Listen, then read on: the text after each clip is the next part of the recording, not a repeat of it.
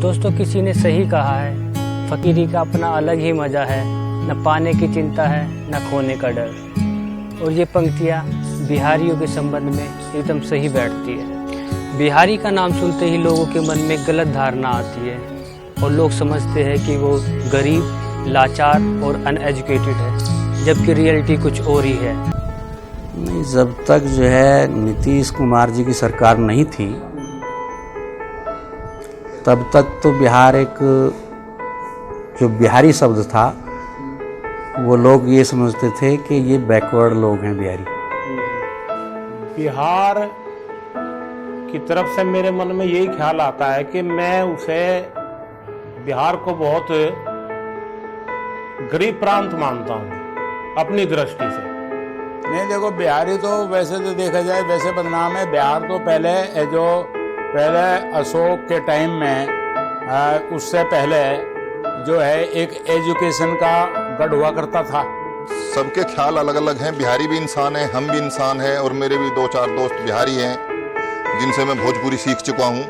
बिहारी शब्द दरअसल जो इधर उधर ये घटनाएं होती रहती हैं, बिहार के लोग इधर आते हैं और कुछ इस तरह की घटनाएं घटित करके निकल जाते हैं, तो एक बिहारी के प्रति आम राय है या उन्हें एक तरीके से अपराधी प्रवृत्ति के लोग मानते हैं। हम सब भारतीय हैं, प्रांतों को अलग अलग करने के लिए बिहारी नाम दे दिया गया। कुल मिला के ईमानदार, बहुत ही अच्छे व्यवहार वाले और शर्म लिहाज हर तरह से ईमानदारी है उनके अंदर, बहुत अच्छा। बिहार एक कमजोर इलाका है, बस ये सोचता है कि कमजोर आदमी है बस ये। देखो, बिहारी शब्द वैसे कहने के लिए तो एक अभिश्राप है, क्योंकि वे भी इंसान है और हम भी इंसान है। सब इंसान को एक जैसा जीने का अपना होना चाहिए। यूपी वाले का नाम सुन तो ऑटोमेटिक आदमी इतना हेरिटेज हो जाता है कि सोचते हैं भाई यूपी वाले तो पहले ही बदनाम है, यूपी वाले हो गए। इसी तरीके से अगर कोई बिहार वाले को अगर बिहारी कहता है तो हमें एक अलग ही ऐसा फीलिंग होता है कि बंदा सामने वालों गाली दे दी। यहाँ के लोगों के मन में क्या आता है, मैं अपनी तरफ से बताता हूँ, मैं तो ऐसे ही वे हैं और ऐसे ही हम हैं। देखिए, मेरे मन में तो उसके प्रति एक श्रद्धा आती है, एक कि वो अच्छे लोग होते हैं, लेकिन आम धारणा कुछ और ही है। कुछ लोग उसको मूर्ख, बेचारा और बेरोजगार मानते हैं, अशिक्षित मानते हैं, लेकिन ये धारणा गलत है। बिहारी विद्वान होते हैं और वो लगनशील होते हैं, हर मुश्किल काम को वो करने में सक्षम है। लोग बिहारी का मजाक उड़ाते हैं, वहाँ की सरकार और लोगों को जंगल राज में रहने वाला कहते हैं, लेकिन बिहार सरकार ने दारू बैन कर जो पूरे भारत में नाजीर पेश किया है, इससे महिलाएं और बच्चों के भविष्य पर अच्छा प्रभाव पड़ेगा। वहाँ की जो गवर्नमेंट है उसने मद निषेध किया हुआ है, तो उससे हमें बहुत ही खुशी हुई। और जो नया ये काम अभी किया है शराब मुक्ति का, ये बहुत अच्छा काम है, अगर इसको सुचारू रूप से और सही ढंग से चलाया जाए। दारू बैन करने का जो बिहार में कानून लागू हुआ है वो उससे कोई फर्क नहीं पड़ेगा। एक तो रेवेन्यू कितना आता है, कई हजार करोड़ का रेवेन्यू, कई सौ करोड़ का रेवेन्यू आता है, वो आना बंद हो जाएगा। बिहार में जो दूसरे स्टेट है वहाँ से स्मगलिंग होकर आने चालू हो जाएगी, घर घर में भट्टी चालू हो जाएगी, वे निकालेंगे कच्ची पक्की जो दारू जो पिएंगे, तो उससे और ज़्यादा स्वास्थ्य के लिए ज़्यादा हानिकारक रहेगा। अरे बहुत गलत हुआ ना भैया, वो उधर से आके हमारे उत्तर प्रदेश में पी रहे हैं ना आजकल। अरे बड़ी पीते हैं, उठ के नहीं जा पाते हो, उनकी बीवी उनको लेने आ रही है। इससे तो अच्छा बिहार में बिक रही थी, वो ही अच्छा था ना। ये बहुत अच्छा कार्य है नीतीश जी का, और मैं इसकी मन से तहे दिल से प्रशंसा करता हूँ। गलती हुआ, शराब तो बंद होनी नहीं चाहिए।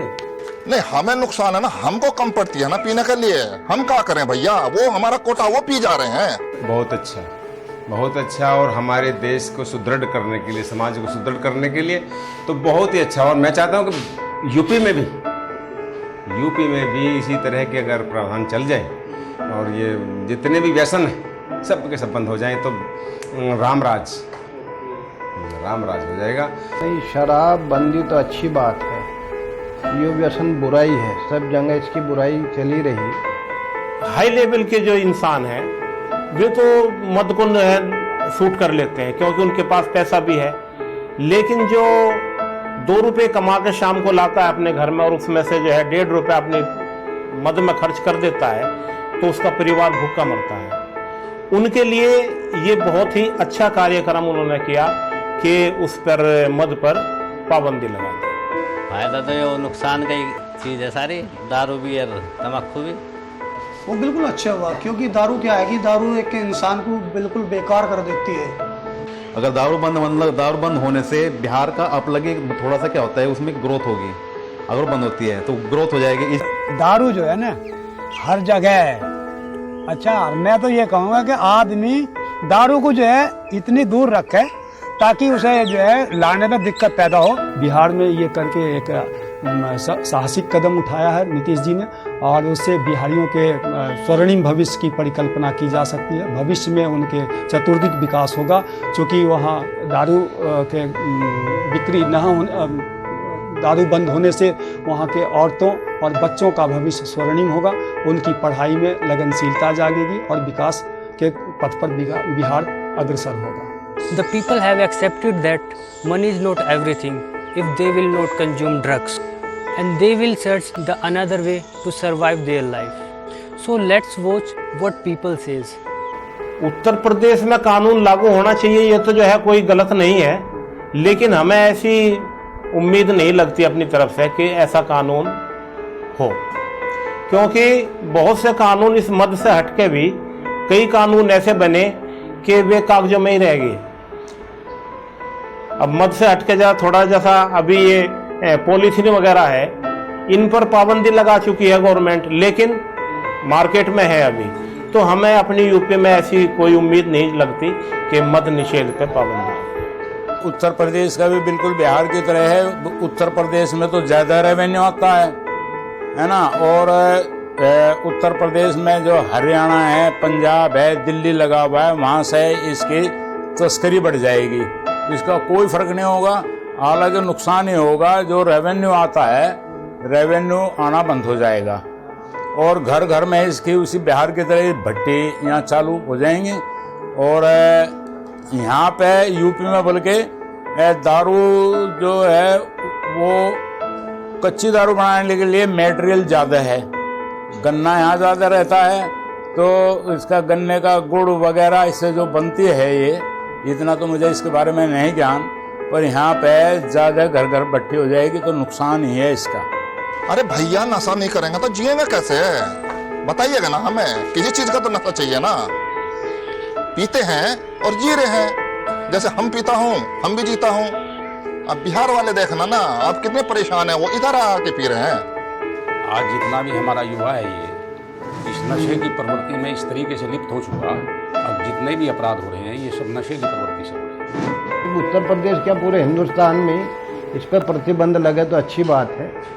पैसे का फायदा, शरीर का फायदा, सब चीज़ का फायदा है। अगर नशा कम हो जाएगा, बिल्कुल होना चाहिए, क्योंकि इससे क्या है कि बहुत से युवा हमारे बेकार होते जा रहे हैं, कि घर बर्बाद हो रहे हैं। ठीक, दारू पीने की वजह से काफ़ी मोटी करेंसी भी बेकार हो रही है हमारी, जो हो सकता था कि कहीं अच्छी जगह लगाई जा सकती थी। वो अगर हमारे यूपी में भी अगर बंद हो जाए तो हमारी जो आज की युवा पीढ़ी है वो नशे से बचेगी, वो हमारा भविष्य है। अगर वो चीज़ तो कहते हैं कि युवा जो होता है कि देश का भविष्य होता है, अगर वो इस चीज़ से दूर होगा तो हमारा आने वाले समय में हम जो ग्रोथ करेंगे। ऑब्वियसली ये पूरे भारत में लागू होनी चाहिए।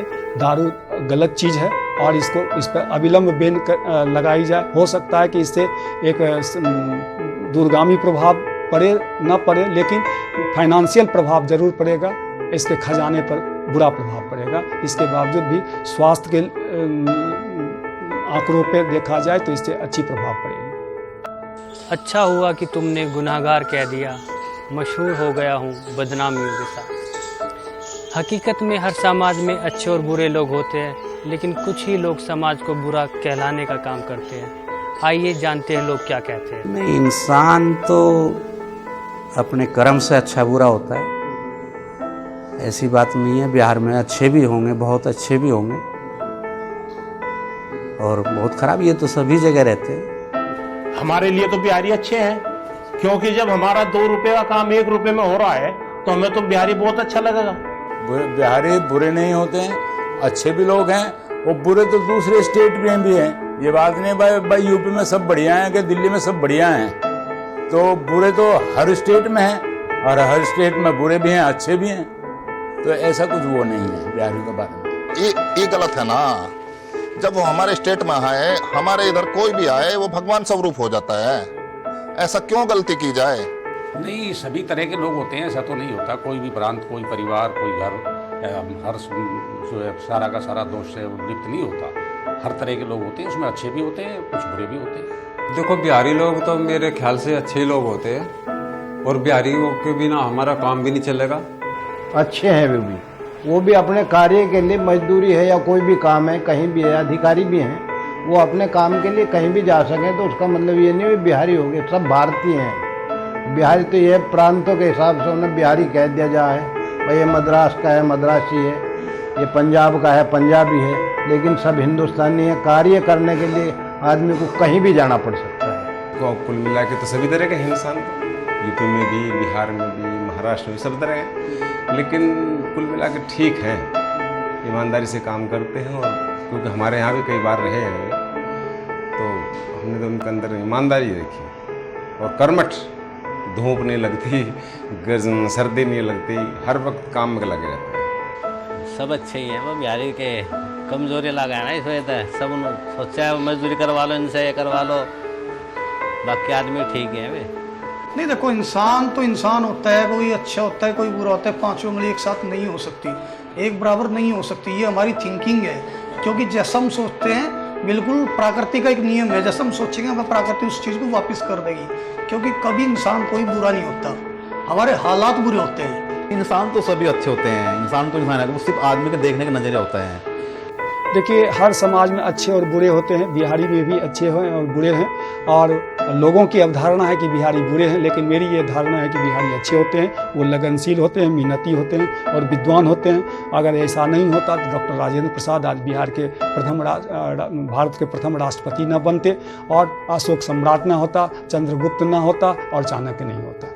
जानते हैं बिहार की गरीबी और उसके पिछड़ेपन का क्या कारण है? 900 करोड़ का घोटाला चारे का हुआ, तो इस तरह के घोटाले जो होंगे तो पब्लिक तो गरीब अपने आप ही होगी, पब्लिक को कहाँ से पैसा मिलेगा? वहाँ जो है थोड़ी मुझे शायद उपजाऊ भूमि भी वहाँ पे कम है, और जब वहाँ का मजदूर हमारी यूपी में आ रहा है तो उनके लिए वहाँ मजदूरी भी पर्याप्त नहीं है, तभी वो दूसरे प्रांत में आ रहा है। शिक्षा का अभाव है, शिक्षा का अभाव है, और दूसरे जो कुछ राजनीतिक कारण भी हैं जिनकी वजह से उन्हें पिछड़ा मान लो या वो तरक्की नहीं कर पाए। सबसे जो मेन है वो शिक्षा का ही है, और जनसंख्या का घनत्व ज़्यादा है। अरे भैया, हम तो न्यूज पर देखते हैं ना, हमने तो यही देखा, IAS, IPS जितने भी हैं वो बिहार की तरफ के हैं ना। कौन कहता बिहार के लोग पढ़े लिखे नहीं हैं? बहुत पढ़े लिखे हैं, आप बुझा नहीं रहे हो ना। बिहार की गरीबी और पिछड़ेपन का कारण तो असली उद्देश्य तो ये है राजनीति, क्योंकि राजनीति में वहाँ जहाँ तक हम अखबारों में और समाचारों में देखते हैं वहाँ भ्रष्टाचार ज़्यादा रहा। जो देख रहे हैं कि वहाँ पे जनसंख्या ज़्यादा और काम कम है, तो इसी वजह से देखते हैं कि इधर उधर मजदूरी के लिए आते हैं बेचारे। बस वहाँ रोजगार कम है बिहार में, पानी खेत क्यार में पानी कम है, वो वहाँ का जो रोजगार है वो एक वीक है, इसी वजह से वहाँ का पिछड़ापन और भूखमरी का मेन यही कारण है। दूसरा एक नशाखोरी, सबसे मेन यही कारण होता है वहाँ पे। ये सब राजनीतिक कारण है भाई। ये बिहार इतना पिछड़ा हुआ है या नहीं है, बिहार के जो हैं जो विद्यार्थी हैं वे IAS में, IPS में, इनमें सब में सेलेक्ट हो रहे हैं, ऐसा कुछ वो नहीं है। जो आगे जमींदार लोग कहते हैं, छोटे आदमी को देख के वो होते हुए तो छोटी जाति का है, या पीछे इसी वजह से थोड़ा वहाँ पिछड़ापन जो थोड़ा वहाँ ज़्यादा है। जनरल विचार ये है कि वहाँ की जो ज़मीनों का, खेती लायक ज़मीनों का बंटवारा है वो 80 और 20 के रेशियो में है। 20% उन लोगों के पास है जो खेती करते हैं, और 80% उनके पास है जो ज़मींदार हैं, जिसके वजह से वहाँ गरीबी का सबसे बड़ा कारण है। वहाँ की राजनीति जो है जाति आधार राजनीति है, और तीसरी सबसे महत्वपूर्ण कारण है कि वहाँ खनिज संपदा का अभाव होना, वो नहीं के बराबर है। और उत्तरी बिहार की तमाम नदियाँ बाढ़ के समय में समुद्र में तब्दील हो जाती है। बिहार की गरीबी और पिछड़ेपन का कारण वहाँ की जातिवाद पर आधारित राजनीति और कृषि योग का बंटवारा, और उत्तर बिहार में नेपाल से निकलने वाली नदियाँ बिहार को तबाह कर वहाँ पर गरीबी फैलाने का काम करती है। और दूसरी बड़ी बात है बिहार में मिनरल रिसोर्सेज का अभाव, बिजली ना होना और कोई बड़ी इंडस्ट्रीज ना होना, जिसकी वजह से बिहारी अपनी रोजी रोटी की तलाश में दूसरे राज्यों में जाते हैं, जहाँ उन्हें उस प्रांत के लोगों से खरी खोटी सुनना पड़ता है। अतः हम उन लोगों से कहना चाहेंगे कि वह कंजर्वेटिव एटीट्यूड से ऊपर उठकर सोचें। भारतीय होने के नाते हम भी बिहार में जाकर काम कर सकते हैं या बम्बई से आकर यहाँ काम कर सकते हैं। तो इसका मतलब ये तो नहीं हम उनसे दुश्मनी रखें भाई ये बाहर का है, बिहार का है या पंजाब का है या बंगाल का है। हम सब भारतीय हैं, हमारे मन में वही धारणा रहनी चाहिए। हम जैसे यहाँ हमारे पास कोई आता है हम उसका सम्मान से रखें, और ऐसा ही सम्मान हमें वहाँ भी मिलेगा अगर हम दूसरे का सम्मान करेंगे। इंसानियत तो यही है कि जिससे काम कराया है उसका पसीना सूखने से पहले उसकी मजदूरी मिलनी चाहिए। भाई जो अपने प्रांत को छोड़कर दूसरे प्रांत में आया हुआ है और वो किस लिए आया हुआ है वो हमें भी मालूम है, क्योंकि उसके बच्चे वहीं हैं। वो यहाँ 2 रुपये कमाने के लिए आया, 2 रुपये अपने बच्चों के लिए लेकर भी जाएगा। अगर हम अपनी ऊपर परिवार के हिसाब से सोचें तो शायद कोई आदमी ऐसा करेगा। ये बहुत ही गलत है। उनको जो पैसा कमाने के लिए हमारे यहाँ आए हुए हैं वे हमारे प्रांत के मेहमान हैं एक तरह से, हमें उनको आदर देना चाहिए, उनकी इज्जत करनी चाहिए, और उनका जो वेतन बनता है वो उनको सही सम्मान दें। उनके साथ विश्वासघात करेंगे तो परमात्मा प्रकृति हमारे साथ भी करेंगे। देखिए उनके लिए तो मैं यही कहूँगा कि अयंग निज प्रोवेति गणना लोचेत सामुदाय चरितानंद तू वसुधैव कुटुंबकम। संपूर्ण भारत के लोग एक संबंधी हैं, उदार चरित्र से रहें, खुले विचार से सोचें, सब आपस में भाई भाई हैं और पूरा हिंदुस्तान हमारा है।